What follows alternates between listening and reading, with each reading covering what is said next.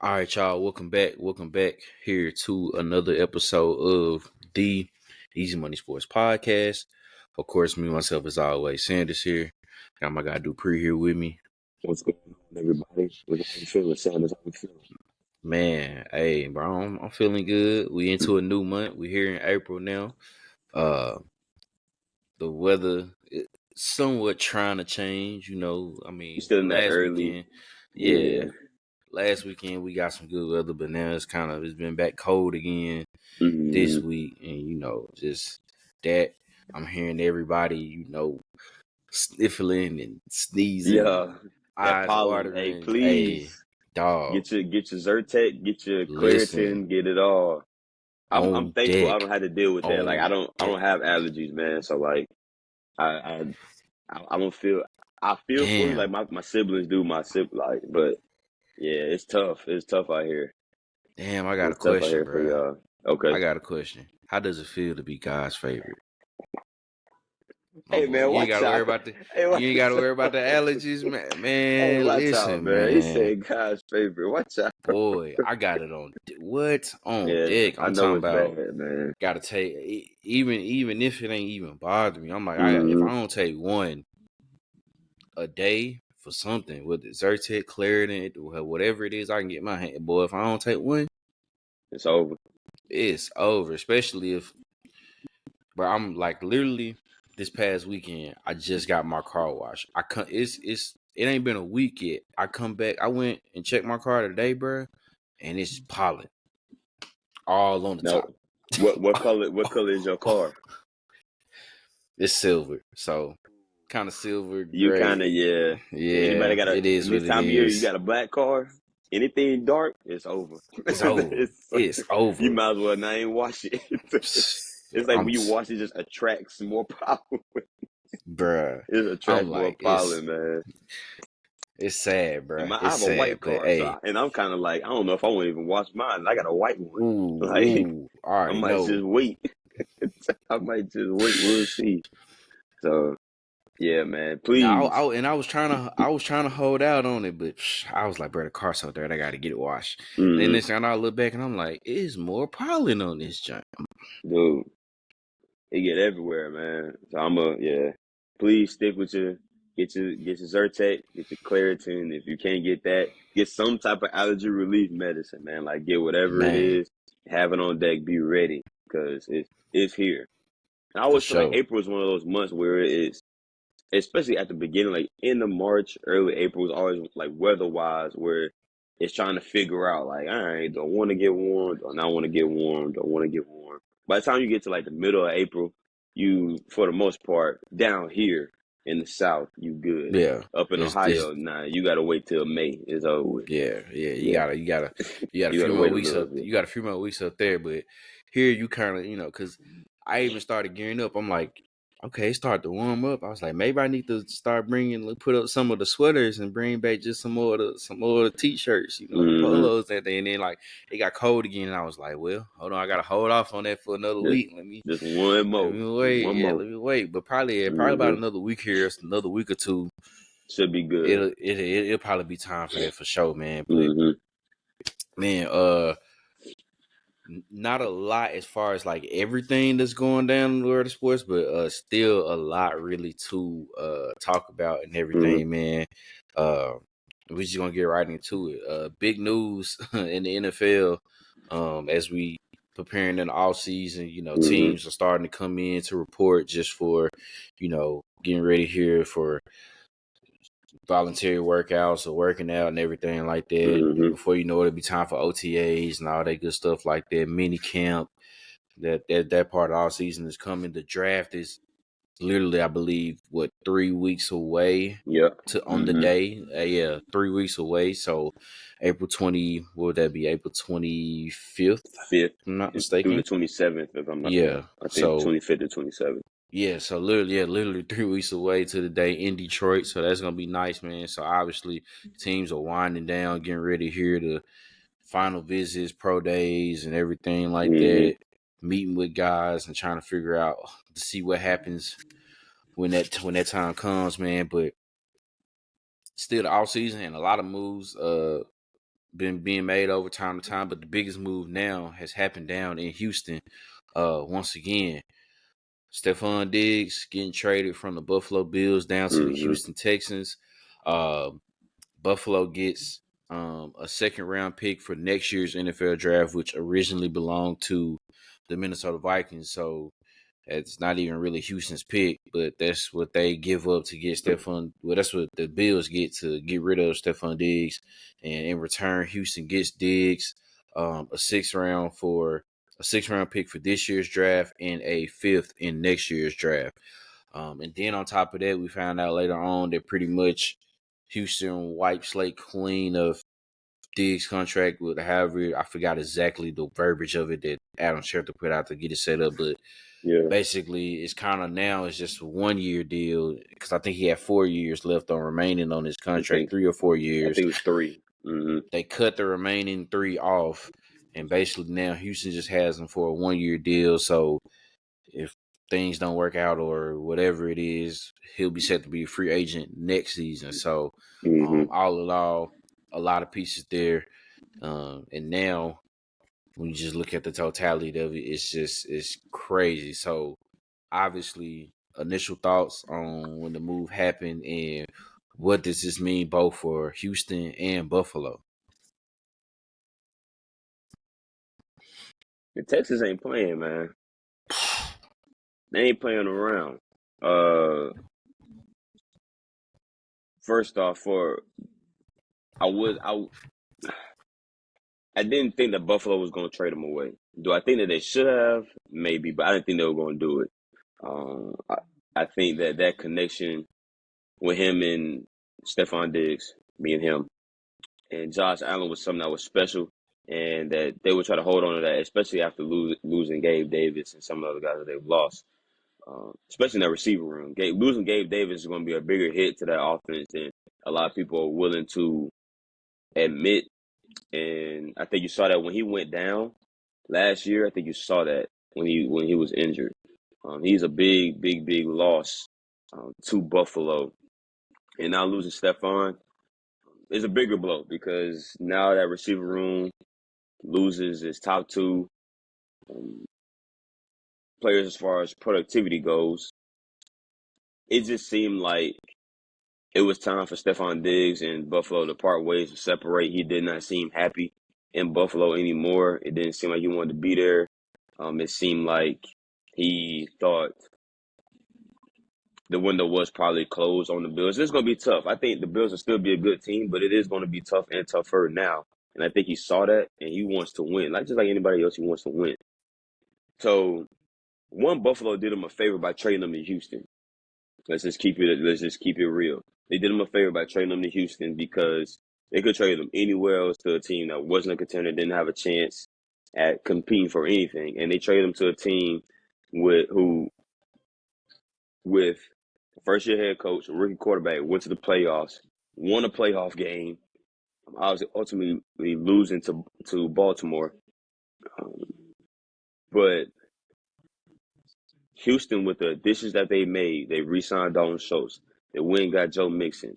You still have Tank Dell coming back. You signed Noah Brown. You have Nico Collins. Now you bring on Stefon. You go and get the Neil Hunter. You get the Nico Autry on the defensive line.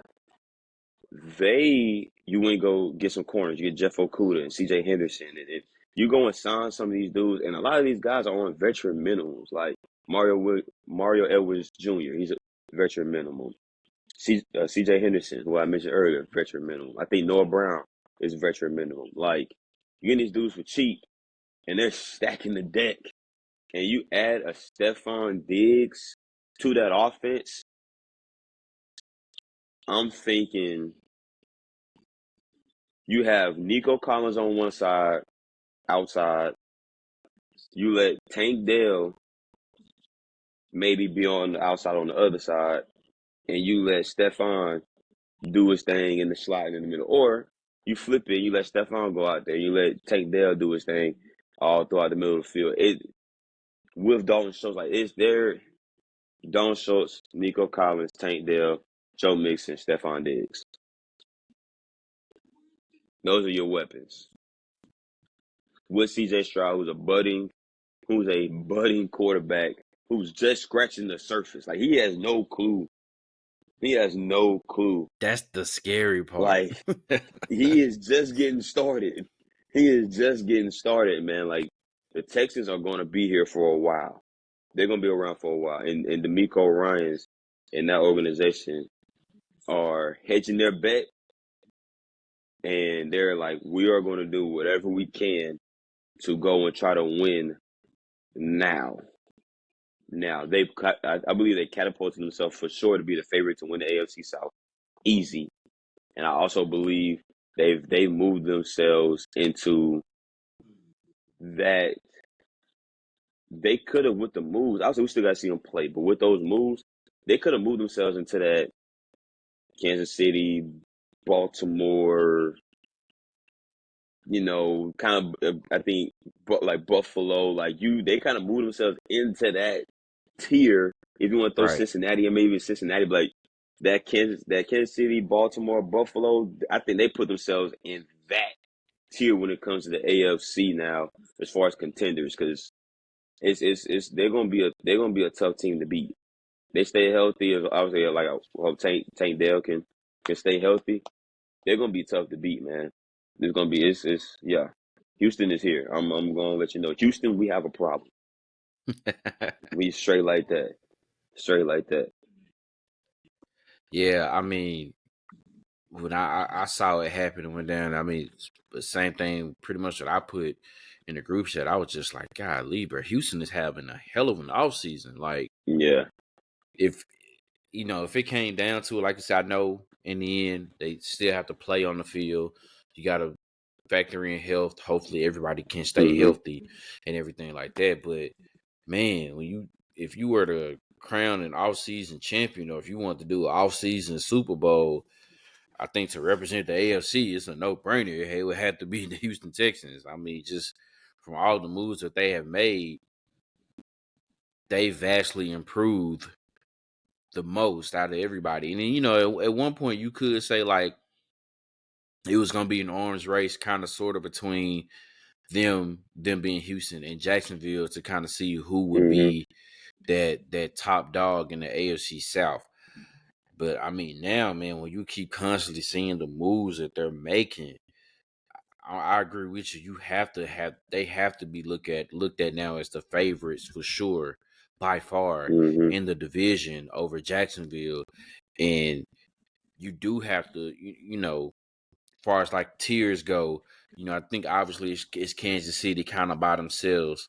Mm-hmm. And then under that is Baltimore when healthy. When a healthy Joe Burrow, you throw Cincinnati in there, but like that tier and a half for that next tier, I think you can throw Houston in there with a Buffalo, with a Miami. One of those things where it's like they have a chance, right? Like, and you can't sleep on them because they bound to get. Maybe all it takes for them is to get one playoff win, and depending on who they can match up with, they can end up being in that Mm-hmm. conference championship, or possibly making a run to a Super Bowl. So, I mean, the move is crazy, and to only give up a second rounder for next year, and I get it. I get it. It's when you think about that, it's kind of like the name. You're like, dang, that's all you're gonna get for Stefon Diggs, but he is Mm-hmm. an older guy and everything like that, so not too crazy. But the fact that they didn't overcompensate, Mm-hmm. Exactly. you you you Exactly. you you have to like that. You have to like the fact that they didn't overcompensate for it. And I think Buffalo, like you said too, I think Buffalo realizing like as far as this core group of guys that we had at first, the window is probably closing on them. I mean, Mm-hmm. they've let go a lot of guys that was Yeah. core on that team. Trey White, Mm-hmm. Poirier's gone. Now you add Yeah. Diggs being gone. Mm-hmm. Like, it's just a lot of guys that they had that was on their roster. No Gabe Davis. They're all gone now. So it's just kind of like they're having to have to do it all over again. And I know like people are looking at the wide receiver room now because I think they got like Mac Hollins there and Curtis Samuel Mm-hmm. they Yeah. signed and everything like that. But I mean, clearly now exactly probably what they're going to look for in the first round pick. They probably going to look for a wide receiver now. And there's plenty of them.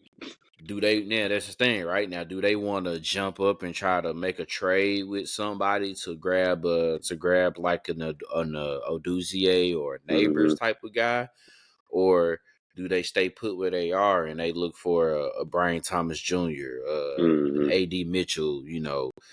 I mean, it's so many. I mean, so many wide receivers. It's It's deep. This class is honestly, deep. bro. If like you can, which is why, and I know this is kind of going off subject. This is kind of why I felt like, damn, I don't mind that we got Darnell Mooney, but I'm like paying that man 39 mil, and there's so many wide receivers in this class that we could get to kind of be like that Yeah. for cheap. You know what I'm saying? Yeah. Yeah. Yeah. Yeah. Yeah, You but still, that's we still but might get one. The Falcons still yeah, might do it. They still yeah, might get but one. it's I mean it's plenty of guys out there, right? So that's just that's the thing. Like this wide receiver class is so deep, but obviously like that's what Buffalo probably want to do now is to get a wide receiver. Do Mm-hmm. they pull an Atlanta Falcons 2011? Do they make that trade from way far back and go all the way up and try to get a guy and Mm-hmm. to say that he's basically Julio Jones? Like, do you do that to Shout where out to you the think boy if you Uno go Uno. get, Yeah. that way, do you want to do that to where you go get a guy like an Oduze or a Neighbors if that's what you're looking at for him? But obviously, it just depends on what Buffalo management is looking to, how Mm-hmm. they feel to fill their voice. So obviously, now we think they got to go wide receiver, but do you think you want to jump up and try to get those type of guys, or will you wait and stay put where you at and see what happens, who falls to you, Mm-hmm. or you take that next available guy there for you? But I don't think them losing Diggs doesn't, it hurts, but it's not like Yeah. a, I don't, it's not like a, it ain't, it's, to me it's not a, it's just not like a killer, just dang, like it's over with for him. Like I think they're still solid. Um, you know, when he's accurate with the ball and not making bad decisions, Josh Allen is a more than capable quarterback. So Mm-hmm. um, you still got Dalton Kincaid there. They got a good running back in young running back in James Cook. For sure. So still got the offensive line pretty much shored up and everything like that. So obviously now it's just to try to retool with some of the weapons that they got that they already signed and Mm-hmm. bringing in some more weapons. And then I mean for Houston, um, like you said, what more really can you say? Like the fact that when you think about it, like literally 2 years ago, you couldn't even probably name who were they starters. Man, You know what I'm what? saying? You know what I'm saying? And we were just You talking be about like, how bad of a mess it was down in Houston, to where we were even saying like, even as an up and coming coach, I don't even know if I want to make that a destination, because it's just seeming like no one is able to stay put. It wasn't stable. But now it seemed like just from making this hire with D'Amico Ryans and then mm-hmm. them drafting the way they drafted last year, um, surpassing way past expectations this past season. Mm-hmm. And then now the fact that you made all the moves in the all seasons and now you're doing another move here. I mean, you just gotta give kudos and major props to Houston to pretty much, man, turn this thing around like that. Mm-hmm. It's just it's amazing. But sometimes that's all it takes is just that one right hire, that one right draft selection, and then everything can kind of just fall into place for you. And now you look at it and you look back and it's like, you would have thought, after the whole Deshaun Watson debacle and Mm-hmm. him leaving and trading away DeAndre Hopkins and everything like that they just had going on, and it was just like you just thought it was a dumpster fire, and now they managed to turn it around so quickly. Mm-hmm. Man, you can't help but to root for them, and hopefully, that I hope that everybody does stay healthy, at least nothing, no major injuries and everything like that, to where we can see how talented that offense can really be. Yeah. Because and then, like you said, even on the defensive side, they made the moves there, getting Danico Autry, Daniil Hunter. I mean, like you said, got Jeff Okuda on a 1-year deal. Mm-hmm. Other guys on vet minimum. So it's just kind of like they're piecing it together, man, and it's just really just the beginning for them. That's the thing. Like it's just Yeah, the beginning. it's just getting So started. it's a scary sight down there in Houston, man. Mm-hmm. For other dude, I'm up here near Nashville. All the Titan fans are like, well, hell, Sick right now, huh? they just for real. They're like, well, I don't I know. I mean. guess, boys. I think that's it. They was like, I mean, I know we rebuilding anyway, but they like, oh, dang it. I'm like, We yeah, rebuild it, that's and them tough. boys, they ready to rock and roll right And they now. just ready to ride. I'm like, oh my goodness, man. So, Yeah. so that obviously that's the biggest news right there in the NFL, man. Mm-hmm. Still a lot more to go. Uh, you know, everybody's looking at these mock drafts and everything like that because the draft being in 3 weeks. So it's gonna be interesting to see what happens in that. But that's what's going on in the league, man. And now we make our shift over to the world of college basketball. It's been a fun NCAA tournament. But now we made it. We're here to the Final Four, both in the men's and women's. Uh, Over in the women's side, kind of expected most of these teams that are here. You kind of expected them to be here. Uh, Iowa, led by Caitlin Clark, got out of their region. UConn going on their revenge tour, getting out of their region, getting past USC. Um, North Carolina State, probably the most shocking, just because of them getting through both Stanford and Texas to get to the Final Four, and then of course, the big dog South Carolina still undefeated, going through. Um, Had a tough game right there with Oregon State for sure, and Indiana the game before in the Sweet 16. So they had a couple of tough games here going to the Final Four, but that Final Four there is set.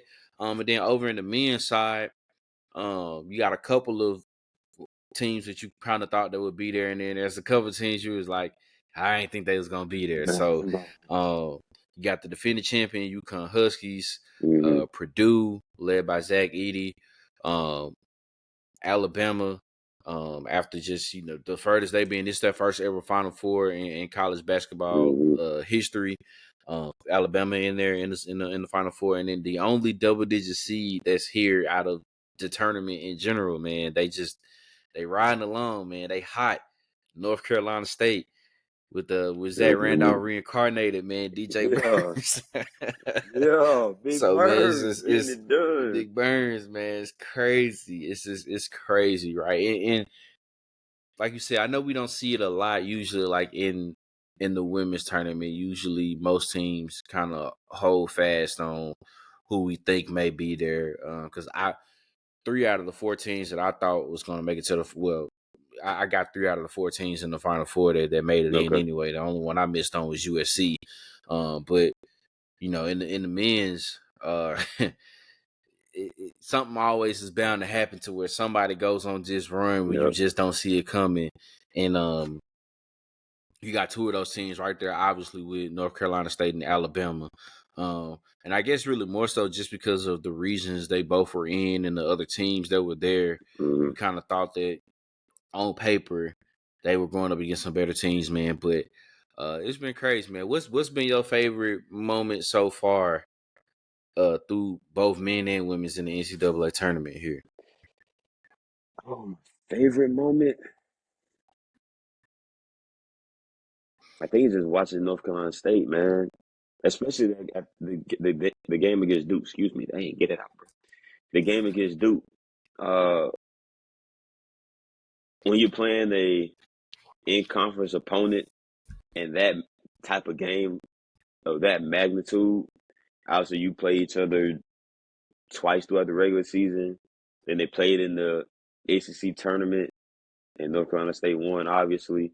And then you match up again, and you feel like going into that game, like, okay, they beat them in the tournament, but Duke is a better basketball team. Like Duke is going to win that game. Like Duke is going to win the game, and they'll be continue on, and they'll get to the Final Four. Blah blah blah blah blah. So watch how they competed because it was a back and forth game, back and forth, back and forth. But to see how NC State competed, got back into the game because they were down. They were down. Um, to watch them compete, especially in the second half, DJ Horn, DJ Burns, like all those dudes fight and scratch and claw. And when you saw the momentum change, it once again, snowball turns into an avalanche. And it started to snowball. And once it started going, it was like, here come the avalanche. And Duke couldn't find an answer. And then your man's, I don't want to try to pronounce his name because I'm going to say it wrong. But the big man for Duke, he fouls out. And once he did that, I was like, yeah, it's probably It was over. curtains. Yeah. So I think just in totality, just probably NC State on the men's side, watching and seeing them go from where they were in the ACC tournament, 5 games in 5 days, win the ACC, and I picked them to get to the Sweet 16 on my bracket. Like I picked them because I was like, they're hot. Like whatever people want to say, NC State is hot. They at least get to the Sweet 16, and here they are at the Final Four. On the women's side, the most I think it's been the matchups. I wasn't able to watch the Iowa LSU game. We had practice, so I wasn't able to watch that game. I did watch the USC UConn game. I think is the storylines in the women's side is what has me captivated right now. Obviously, you have Caitlin Clark, who was the all-time leading scorer in women's basketball history, collegiate women's basketball history, who was in the national championship last year, lost, is trying to get back to that point and see if she can submit herself as one of the greats by winning the national championship. You have Paige Beckers, who was the player of the year as a freshman, gets hurt, misses a whole year, comes back, and is balling again. Some of her teammates, Aaliyah Edwards, some of those other teammates were hurt. Some of them are back. They still are missing 4 or 5 players on their roster that would Which is make them, that's which would scary make too when them you think crazy. about it. And they're back again. NC State being the outlier and having Shania Rivers, who played at South Carolina, transfers Right. to NC State and now turns full circle and is playing South Carolina in the Final Four with a chance to go play for a national championship. And then South Carolina getting back to that point, getting back to the Final Four. After last year, you lose to Iowa. You lose all 5 of your starters. You lose your whole starting 5. Come back with a new group at transfer at freshman, and you are back in the same position you were in, undefeated again. Like it's crazy, man. Like the storylines and the stories of all these teams is what has the sports world in a chokehold right now. Just to Insane. be completely honest, it has the sports world in a chokehold right now, and I can't wait. We have our spring game tomorrow. I'm gonna miss the South Carolina game. So I'll be getting, I have my watch on and there'll be updates popping up and stuff, man. But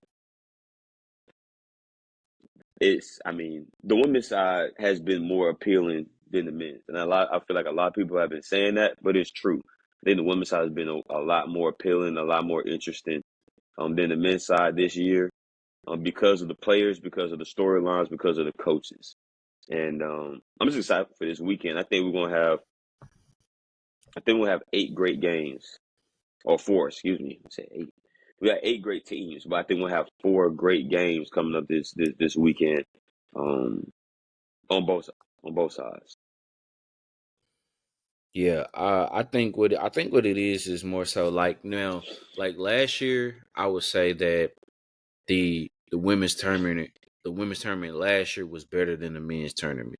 Hmm. Just because, granted, like because it's just when we got to the Final Four here in the men's, it was kind of like, okay, let's just be real, right? We know UConn, but Mm-hmm. They were they were kind of like a sleeper, so it's kind of like we really wasn't watching them.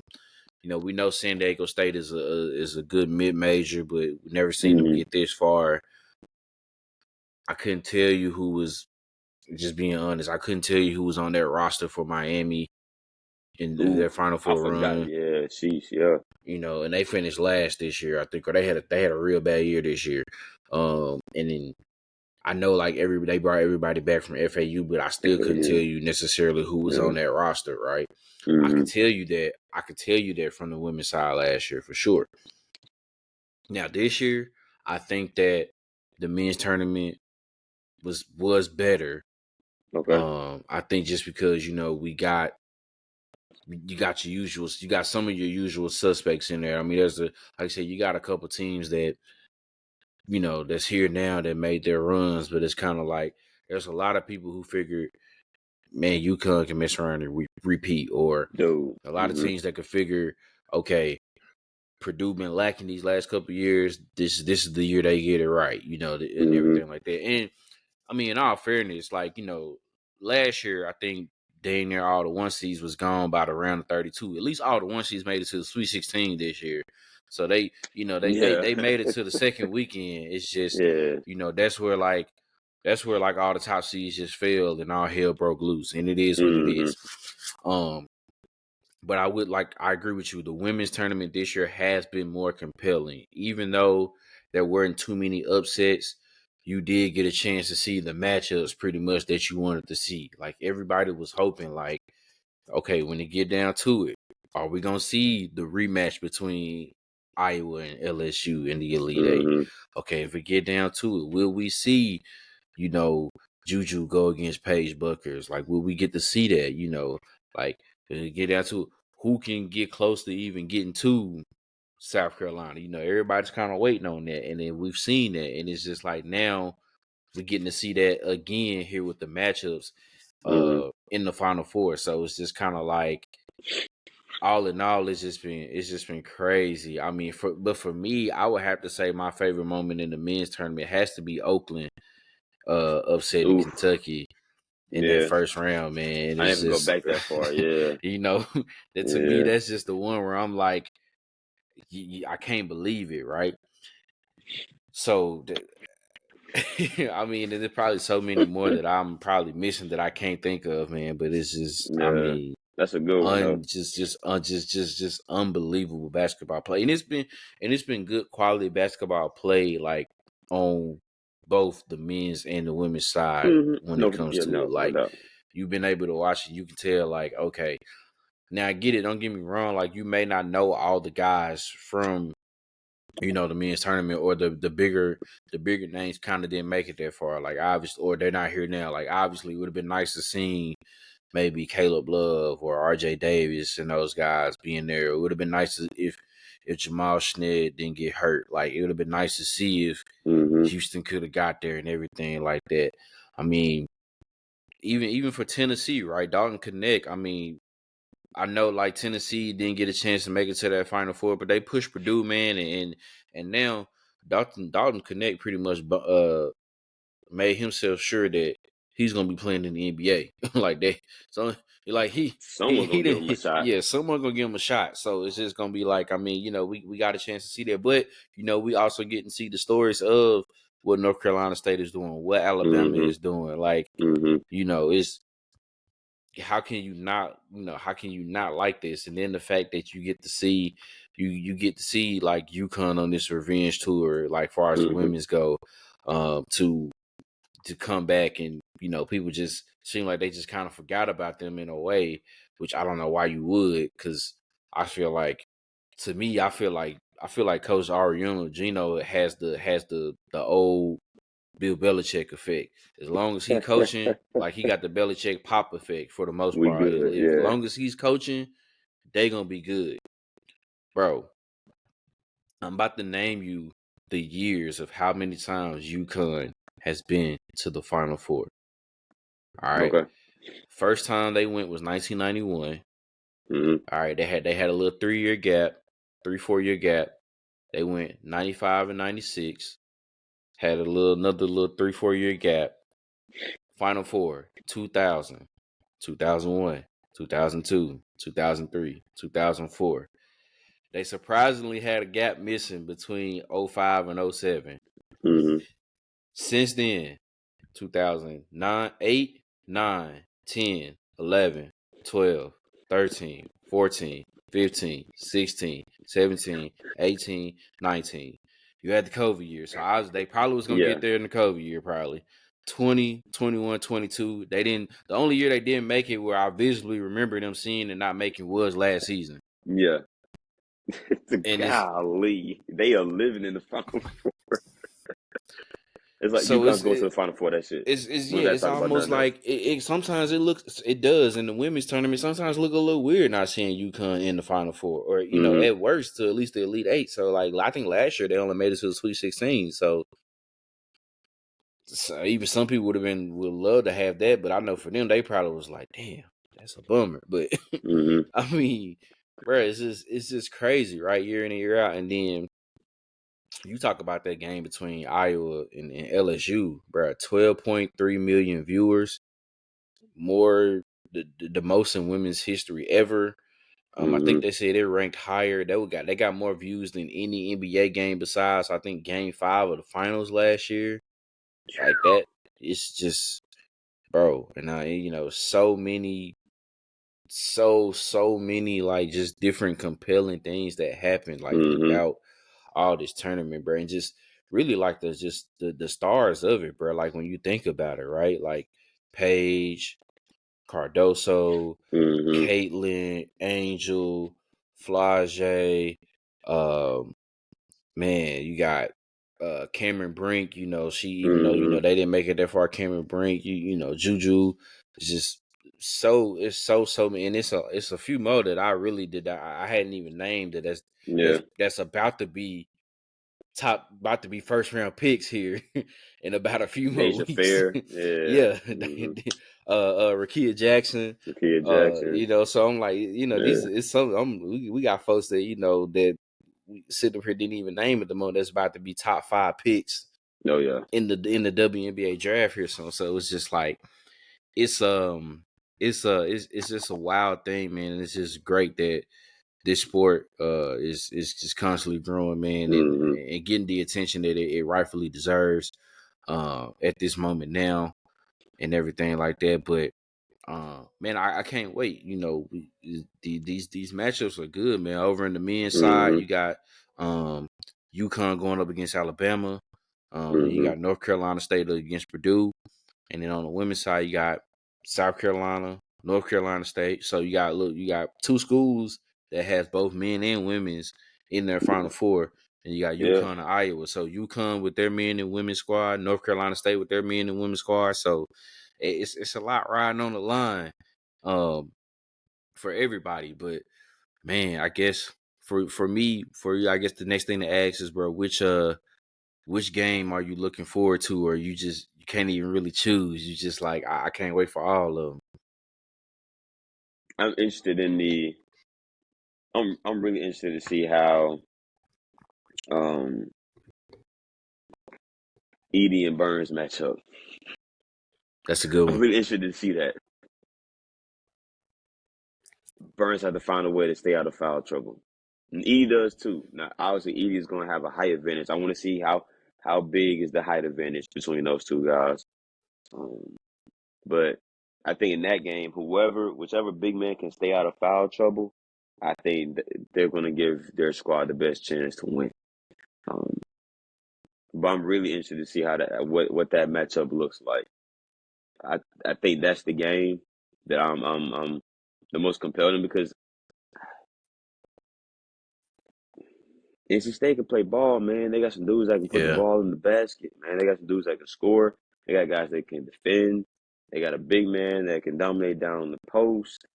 Um, Solid free throw shooting team. Like they have pieces, man. Like they have Purdue. Purdue needs to be ready. Purdue needs to be ready, man. So I think that's the game. If I'm just picking one, where I'm most interested, just because of the storyline of NC State, the storyline of DJ Burns, like just all the things that goes with it, what they've done. from the ACC tournament on to get to this point, and to see those two guys match up, those two big men match up, and see what that looks like. I'm very interested. I'm very interested. Yeah, I'm not even gonna lie. For me, it's UConn and Alabama, Okay. just because really more so for Alabama. Mm-hmm. I saw them. Obviously, we saw them the Sweet 16 game against North Carolina, where Mm-hmm. it looked like UNC was gonna pull away from them. Mm-hmm. But they managed to fight back, stay within the game, and then before you know it, they took the lead, never relinquished it. UConn hadn't been in no close games all tournament, and the Yeah. closest one they had was here in the Elite Eight. It was low scoring against Illinois, and it was Yeah. 23-23, and they went on a 30-0 run. I ain't never heard nothing like that before, bro. Insane. Like, 30-1, 30 to so nothing. I just wonder, like, what would happen if Bama goes down 10, well, not even 10, like if they go down 15, 20 points Mm-hmm. with the UConn, because it just seems like once they get up to that point and they have the lead and they have you, they It's not over. taking their foot off the gas. Like, and I Yeah. think that's a lot of problems with a lot of teams. Usually when that happens, they kind of let up for a little bit and think that they can coast. And then next thing you know, there's that game of runs that you normally are Mm-hmm. seeing in basketball. UConn ain't doing that, bro. No, Like they ain't going for that. they just not. Mm-hmm. And I don't know what it is. And it wasn't like Illinois was getting hit with like a whole bunch of threes back to back or nothing like that. It was a methodical like 30-0 run, but it was really Mm-hmm. more so defensively, like just how they just smother you, them being UConn, like how they just smother teams defensively, bro. It's crazy. I mean, they do run some nice sets out of bounds, some good Yep. plays out of bounds and out of timeouts and everything like that. Coach Hurley is a great coach.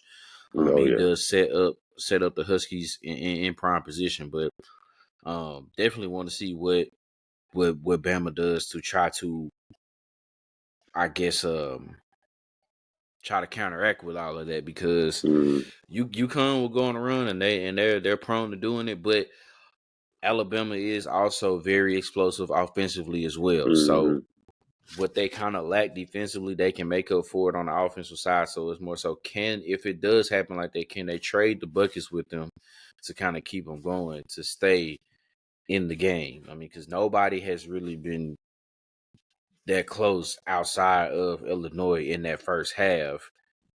And it's just, even still, they still ended up winning by 20 plus points. So it's just kind of like, that didn't even really matter.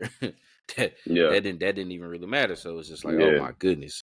Um, Man, so who you Here we got go. in who do you have winning both the semifinals matchup, and who is going to be crowned champions for both the men and women's NCAA tournament? Which one you want me to give you first? You want the men's or the women's? Whichever one you want to go with. On the men's side, I think that UConn beats Alabama. I just think UConn has looked ridiculous, especially throughout the tournament. I think UConn gets Alabama. As much as I would love to see it, man, I think that Purdue finds a way. I think they find a way to slow down DJ Burns a little bit. I think you might get in a little foul trouble dealing with Zach Edey, and I think that Purdue wins that game. So I have UConn and Purdue in the national championship, and I think UConn goes back to back. I think UConn goes back to back. UConn is they've looked on a completely different level. They've looked on a completely different level all tournament, and I don't know if I've seen anybody to to to stick with. I just don't. 30-0 run. I don't know if I've ever heard nothing like that before. It's like Not I've in never heard. not in not in the highest level of college Yeah, like basketball. I ain't No, never heard that's nothing like something that I would. before, That's man. that's something you maybe see like at a at a high school game, maybe. Man, something like Even that. Some still, AAU or something like that's that kind where of like folks, yeah. even still But that's kind of insane. so I'm gonna go with UConn, man. I think UConn. I think they get it done. I think they go back to back. On the women's side, on the women's side, I believe that South Carolina will beat NC State. I think that the depth uh, of South Carolina. I think they just with their depth. I think they get it done. I think they beat NC State.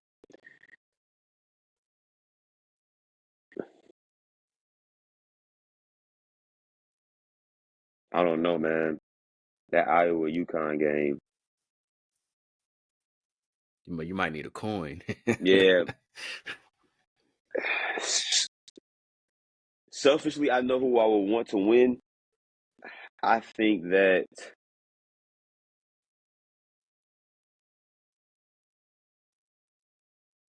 I think that Iowa and Caitlin Clark. I think they figure it out. I'm not confident, as you can tell. I'm not confident in that pick because going against Gino, man, it's tough. I think this game is going to come down to. I think Paige Becker's going to get hers. I think Caitlin Clark's going to get hers. Who's next? Who's next? Who's that next person that's going to get off? Who's the next person that's going to make the impact? Is it Leah Edwards for UConn? Is it Hannah? I can't remember. Hannah Stokey. Hannah Stokey for Iowa. I'm gonna go with Iowa. I think Iowa gets it done. I think we get a rematch of the Final Four matchup from last year between Iowa and South Carolina. And I think that as good as Caitlin Clark is, I think South Carolina's depth and the different bodies, the different defenders that they can throw at Caitlin Clark with like a Bree Hall is going to be on her, a Raven Johnson is going to be on her, Fawale is going to be on her. Don Staley in South Carolina, they're going to throw a lot of different bodies and a lot of different looks at Caitlin Clark. And I think just the depth that South Carolina has and the talent in that depth, it's not like they're just deep. They're deep, and the people that are coming off the bench can play. Can play. Like, people don't realize Fawale. I know some people that didn't realize Fawale came off the bench. Like, she comes off the bench. She comes off the bench, and what's crazy is she's like, Pow is coming back. She might come off the bench again, or she might or Don State might have to go to like a 3 guard system, like something like to get her on the court. But like just the depth that they have, the bodies that they can throw at Caitlin Clark, I think it poses an issue. Um, I don't know if they have anybody that can deal with Cardosa. And also with some of the other bodies they can throw in the front court as well. I'm gonna go with South Carolina. So I have South Carolina winning the women's side, and I have UConn going back to back on the men's. Yeah. Uh, for Ooh, me, that's tough. yeah, that is tough. But I'm kind of leaning the same way. I think UConn's just gonna end up being too much for Alabama. Hmm. They on a mission. I think they get back to the championship game. Um, I think NC State gives Purdue a run for its money. Hmm. But I Purdue agree. ends up getting into the national championship game just a little too much Zach Edey. And Purdue is trying to do this. Purdue's trying to pull a Virginia, right? Virginia 2018 was 1 seed, lost to UMBC as a 16.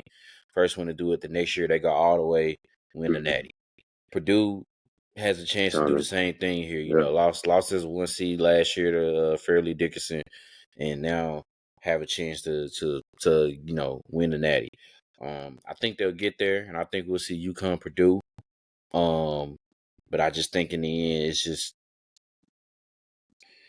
yeah. UConn just has no weaknesses, bro. Like I It's and tough, man. if they have it, not too many teams exposes it as well as you can. Now, obviously, they have some weaknesses. They can go some times without scoring, or the defense might be a little lackadaisical at times, but not too many teams can really expose it. So it's like, if you can't really expose it, what matters if you know what the weakness is if you can't really Hit the expose it, number. man. Yeah.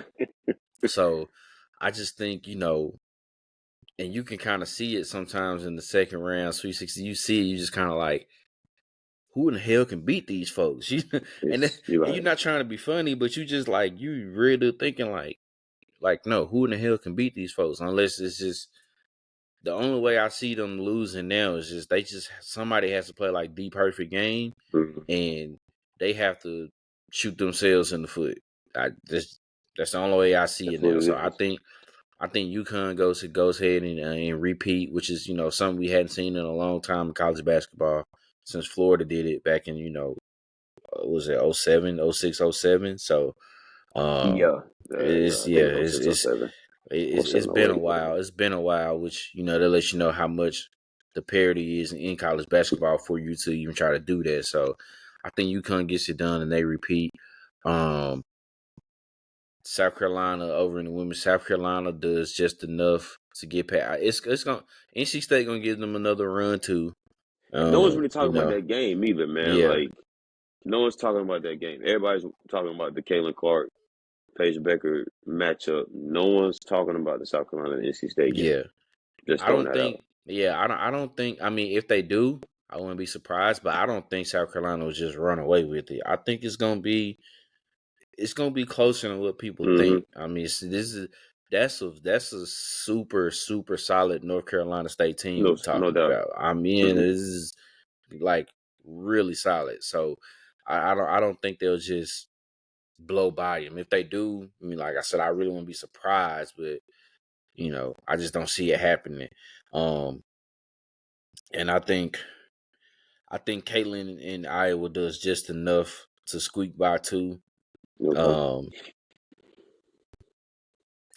just like you, I'm not like super confident in it, just Yeah. because this is Gino and it's Paige and it's Aaliyah, and think about it, like you said, we no Ozzy Fuzz, no. Oh my god, it's just they missing players and they still made it to the final. Like, y'all, that's insane when you think about it. But um, and I think we see the rematch between South Carolina and Iowa. I think this is what everybody wanted to see. Mm-hmm. Um, and I think that South Carolina would try to take the blueprint of what LSU did last year, which is kind of, you let Caitlin get hers because I don't think there's anything you can do She, about it. yeah, she It just is what might. it is. Yeah. I think even last year she got like 30, 35, maybe close to 40 last year too. Mm-hmm. But obviously what made the difference was they kind of shut down everybody else to make sure they didn't get theirs. And clearly I don't think they have nobody they can match up with Cardoso. Um, some of the players that were there last year, I think now got their learning experience. They're a little bit more Mm-hmm. confident. I don't think Iowa can stay out there and let Raven Johnson stay out there and let her shoot, because I think now she can make that shot. Um, like you said, just the deepest team in college basketball. I mean, and I know part of it has to do because they blow teams out so much that the bench can play those type of minutes to get that. But even still, now if you feel like if it's in a tight game, or one of the starters gets in foul trouble, or they're not having that type of game, you can go to the bench and trust those girls to step up and play and make those plays for you to continue the way for them to win. And we hadn't seen an undefeated season in a long time in college, in Yeah. women's college sports. It's been a little minute since those UConn days with Breonna Stewart and those girls. So it's been a long time. Um, South Carolina came close last year. Yeah. And I know that's on their mind for sure, especially the ones who were there. I know it's on their mind for sure. They want to try to. I mean, I know they probably don't care who they really play, but They just in wanna. the back of Mm-hmm. their minds, there has to be some type of, ooh, if once we get past North Carolina State, ooh, I kind of hope that it is Iowa, just so you can kind of whatever. So I think, but I agree with you. UConn going back to back, and I think South Carolina ends up pulling out in the women's tournament. And when that happens, if that happens like that, I don't think nobody would really be surprised or be upset about it, just because I mean they've kind of been, for the most part, they've been the two best teams in their sport all season. So can Yeah, you really be upset if the two best teams all year has, find a way to just keep surviving and advancing, whether they beating teams by, 6 points or 50 points, however, yeah, however they yeah. getting it done, Mm-hmm. that they're just surviving and advancing and getting it done, man. So yeah, I agree with you. I'm taking UConn to go back to back, and I think South Carolina pull off the undefeated season. So I see that as well. Other little news that came out, far as with women's college basketball too. Um, LSU forward Angel Reese decides to go ahead and forego her extra year that she could have stayed with, far as in college basketball, and declares for the WNBA draft. Mm-hmm. Um, I don't know about you, but at first, like after the game was over, when they lost to Iowa, I know at that point they had, like, I think just 48 hours to decide on what they wanted to do.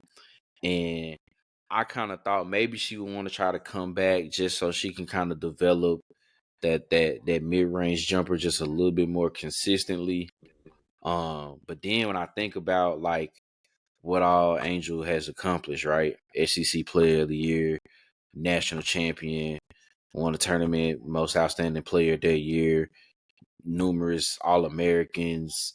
I mean, was averaging 18 and 13 this year. It was kind of like what she kind of said in her statement. It's kind of like, I mean, she really ain't got nothing else to prove in college sports, man. So, um, how you feeling about Angel going ahead and just declaring and making her way to going to the WNBA, projected top 10 pick Yeah, as well in the draft? So, I think it was a smart move. I thought she was gonna come back. I originally thought that she was gonna come back and play that one more year. Um, but you just said it, man.